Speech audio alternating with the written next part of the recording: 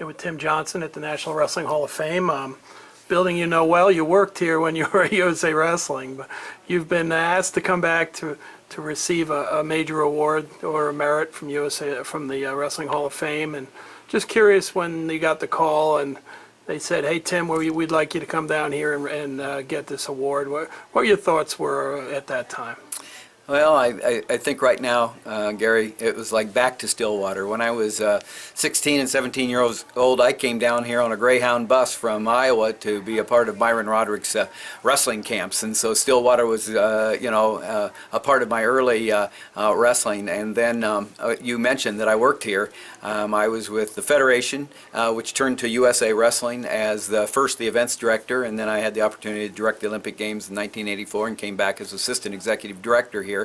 And so Stillwater was a place that I worked. Lisa and I now live on Stillwater Drive in Champaign, Illinois. And then the ministry that we've been a part of, FCA, Fellowship of Christian Athletes, was truly founded here by a graduate assistant named Don McClannon when he was with the basketball program here at Oklahoma A&M in Stillwater. And so coming back to Stillwater means a lot to me. And obviously it has to do with the sport of wrestling, which has been such a blessing to be a part of. I'm really honored and humbled and excited about having this induction into the Wrestling Hall of Fame and receiving the Order of Merit. So your wrestling journey has a lot of levels. I mean, some people, they wrestled, they coached. Other people, I wrestled, I wrote. But you've had a lot of different things going on. Athlete, coach, and then into all kinds of other things. What was it about wrestling that got you involved as an athlete, and what kept you around as a coach and administrator?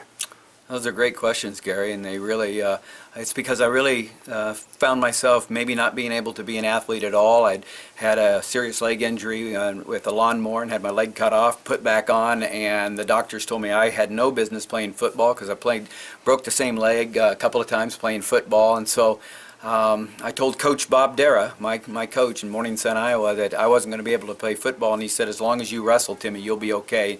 He really turned an injured kid who could have been upside down, right side up, and said, "You've got what it takes," and really inspired me to then excel at something that I could. And so wrestling was something that made me feel like I could do something when there were so many things I couldn't do when I was young.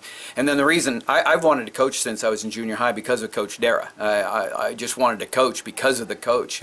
I think the coach is the greatest influencer in the history of our society, of adolescence, and I wanted to be a coach since I was 12 and 13 years old because of the influence of a coach in my life. And so then I was able to coach at Mount Vernon, Iowa, and had some great kids. Randy Majors was my first state champion, and of course Greg Randall was a four-time state champion, now the head coach at Boise State. And yet I got the call to be a part of USA Wrestling, and that led me into a love for leadership. And then kind of wrapping it up, the reason I have kept my finger in the sport so long and have been in broadcasting for about 30 years is because we know who's coaching the athletes, but my question is always who's coaching the coaches, who's encouraging them and equipping them.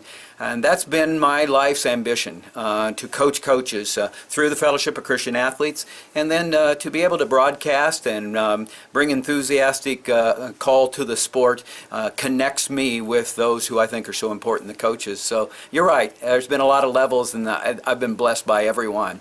So I throw a number out at you, and tell you what your thought is. 1984.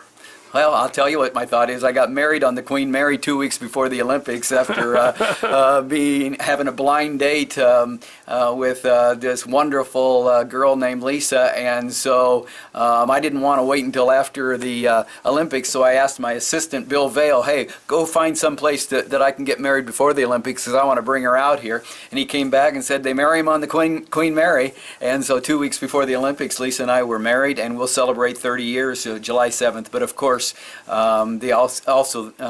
besides getting the best partner in my life, my wife Lisa, it was pretty neat to be able to direct the Olympic Games at the Anaheim Convention Center across from Disneyland in the 1984 wrestling competition, and that was a great challenge and a great opportunity. And so 1984 Americans was did big. Okay too, didn't we? Yeah, they did. That was, the Olympics whole Olympic movement turned around in '84. Well, it did, and I mean now. Not just wrestling, the whole thing. I was going to say you could get into Peter Ueberroth saved the Olympic movement. Nobody else wanted the Olympics after the financial fiasco of Montreal. They had really gone under, and nobody even bid for it except Peter Ueberroth.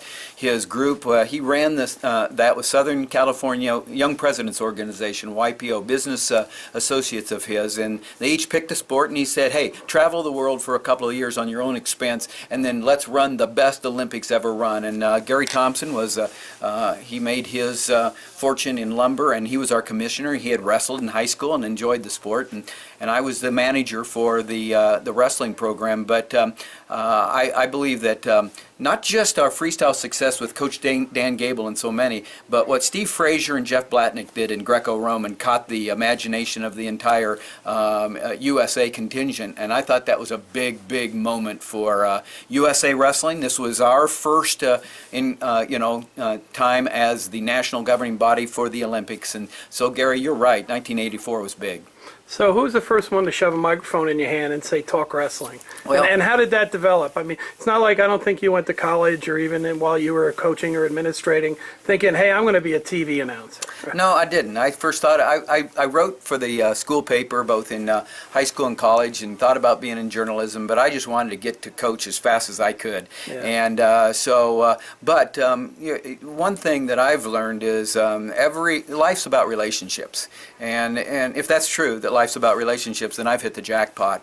Those relationships of so many coaches and athletes. Well, Chuck Patton, who was the head coach at Northern Iowa, I was a graduate assistant with after graduating from Coe College, and then he was the reason I got the job at Mount Vernon, because he believed in me and thought I'd be a good high school coach. He's the reason that I ended up with USA Wrestling, because he told Steve Combs that I would do a good job in helping him out with this national movement. And then Chuck Patton had been the color commentator for Iowa Public Television's college wrestling. He moved to the state of Washington and said, I can't go back and forth. So Doug Brooker, longtime producer of wrestling for several Olympics, and at that time the college wrestling series for Iowa Public Television, said, "Well, who should I get?" And he said, "Well, you need somebody that's not coaching right now." And Tim Johnson, at this time I was running the YMCA's in Wichita, Kansas, and he said, "I think Tim Johnson would do a good job."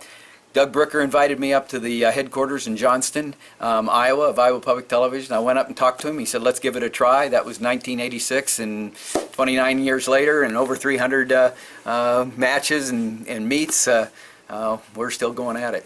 How do you enjoy the big events? Like, you've got to be as prepared as a coach or athlete for the NCAA tournament, because you're going to have to talk about it. Is that fun for you? I mean, obviously it's not easy. It's hard work to be excellent, and you strive to excel. But do the big events where they ask you to work those get you fired up? Well, first of all, if it wasn't for people like you, Gary, that had all the information and you were willing to share it, we wouldn't have the opportunity to be as well prepared, and I'm thankful for that. It is hard work, and it's good news, bad news, because it's harder every year. This year, ESPN, by the way, John Vassallo, the producer of ESPN Regional, who does the college wrestling, the NCAA's production, great fan of wrestling. He wants a great product, and he's one of the best leaders I've ever been around. I've done 11 NCAA championships, and now we did 20 plus hours. So we did from the first round through the finals on ESPN-U and ESPN, the mothership, and that you do have to be prepared, because you have to be ready for any wrestler that comes out on the mat. Obviously, you focus in preparation on those top 8 to 12 that you see in the top rankings and that are going to be there all through. But the key to it for me is you got to have great partners. And at Big Ten Network, I've got Jim Gibbons, and throughout the years I've had Dan Gable, and all I have to do is say, "Hey, what do you think, Dan? What do you think, Jim?" And now having the opportunity to work alongside Anthony Robles, and then that friendship with Jeff Blatnick over the years, again, the relationships have been real special, and the chemistry is what's important, not just knowledge and information, but how we work together, and that takes time, and it's a special thing. Now with FCA, you're impacting lots of people all over the place, all different sports, all different activities, but you were part of helping put together an FCA wrestling program in the last few years that is now got good leadership, got professional staff and growth opportunities. Talk about why that was important to make FCA Wrestling part of that organization that you've worked with and cared about so long. Well, I've been with FCA for 21 years, and I'm the vice president for the Midwest now. And you're right, I oversee 100 staff. We have 1,200 staff nationwide.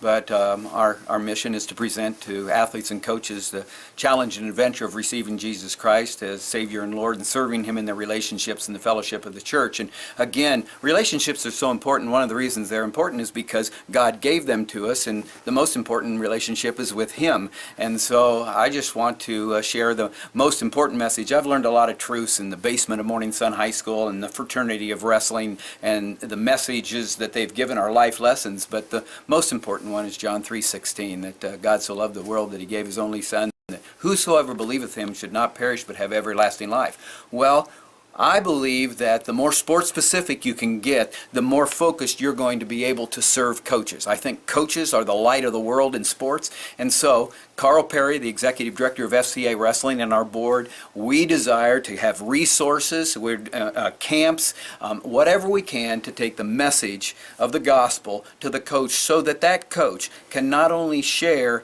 their understanding of the sport, but their understanding of life and the importance of having a relationship with Christ, therefore allowing athletes not to identify with what they do, but with what Christ did for them, and then they're free to be the best they can be. And so that's why I invest my life into FCA, for the message of Christ. But the other reason for FCA Wrestling is I think now we're so specialized over the last 30 years that coaches don't even take their eyes up from their desk unless you say the name of their sport. And so we're real excited. We got a sport-specific New Testament that was just done in the last year for wrestling, with about 15 testimonies of heroes of the faith, and people like Jordan Burroughs, our Olympic gold medalist, who is very involved. In fact, right now as we speak, Jordan Burroughs is part of a 24 Hours with God camp in Omaha, Nebraska, put on by FCA Wrestling. So we want to impact the wrestling world for Christ.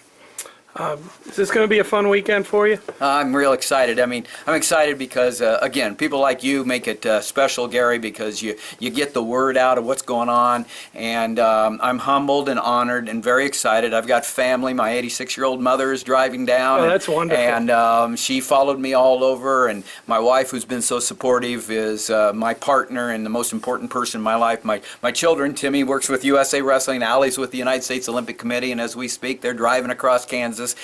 Driving in from Colorado Springs, and Jim Miller and Mark Johnson, my best friend, former Illinois coach, who's now the CEO of the YMCA's, and I'm the chairman of the board, so I'm his boss. He's driving down and will be the presenter, and people like Bob Bowlesby, my longtime friend, is flying in today just to honor me. And so I'm very appreciative of the relationships that God has allowed me to have in wrestling. And